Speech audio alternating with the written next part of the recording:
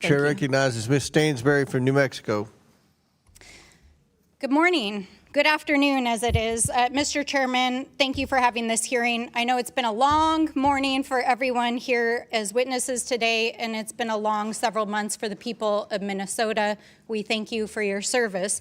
Now, let me just start by saying at the beginning of my comments here what I said at the beginning of the last hearing that we had on this exact same subject, which is that we must unequivocally root out waste, fraud, and abuse and prosecute any crimes, wherever they happen, whether those crimes are happening in social service programs at the state level, or whether we have an out-of-control president and administration that is committing crimes, waste, fraud, and abuse inside the White House and within our federal agencies, including deploying thousands of armed agents into our communities, using per diems that are costing millions of taxpayer dollars every day to terrorize our communities, to violate their civil rights, to violate due process rights, and that have resulted in the murder of 2 U.S. citizens. And so my question is, why are we not conducting oversight over that? 2 U.S. citizens that have been murdered by the federal government. Renee Good, a Minneapolis mom, murdered. Alex Preddy, a Minneapolis VA nurse, murdered. Nurul Amin Shah Alam, a partially blind refugee in Buffalo, New York, dead after being left in a parking lot by DHS without even a pair of shoes on.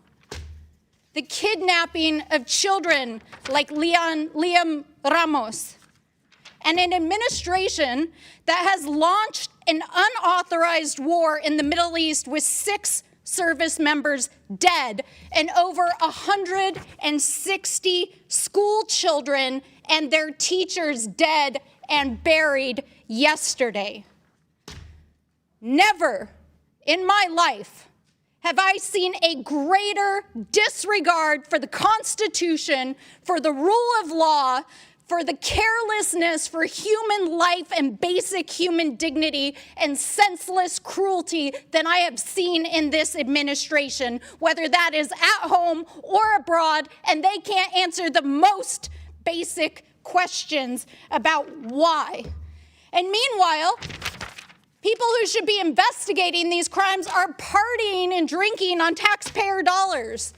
We've got the U.S. DOJ AG refusing to release the Epstein files or even acknowledge their basic human dignity. And yesterday, the Secretary of DHS testifying and lying under oath in the United States Senate, refusing to acknowledge Alex Preddy and Renee Nicole Good's death, its murder, and the harm that she personally has caused by calling it domestic terrorism. That is what we should be investigating, and the billions of taxpayer dollars that are being used to support this cruelty and out-of-control administration. Now, I know it's been a long day, and Mr. Ellison, I know you have had a long day especially. I want to say thank you for your service, Governor.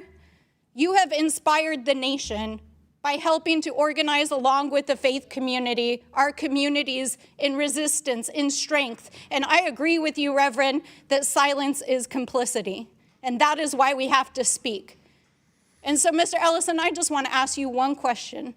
What do you think Congress should be investigating? What should we be investigating here today?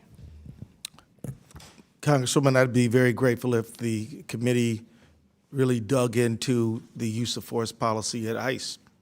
I think it needs greater training. I think it needs clearly better guidelines. I think there needs to be a policy of cooperation between state and federal investigators in the FBI. And I think there should be a general policy that leaders not make statements about blame or guilt, immediately after the tragedy, and they should try to wait and figure out what actually happened before they make those kind of statements that you identified. Thank you, AG. And I'll just say this, I've heard a lot of political theater here today. I think it's disgraceful. Our job as the Oversight Committee, our job is to oversee the administration and the agencies that it executes on, and we are failing the American people, and this administration is failing the world. With that, I yield back. Gentlelady yields back. I might add that it's my understanding the Homeland Security Committee is investigating the 2 deaths in Minnesota.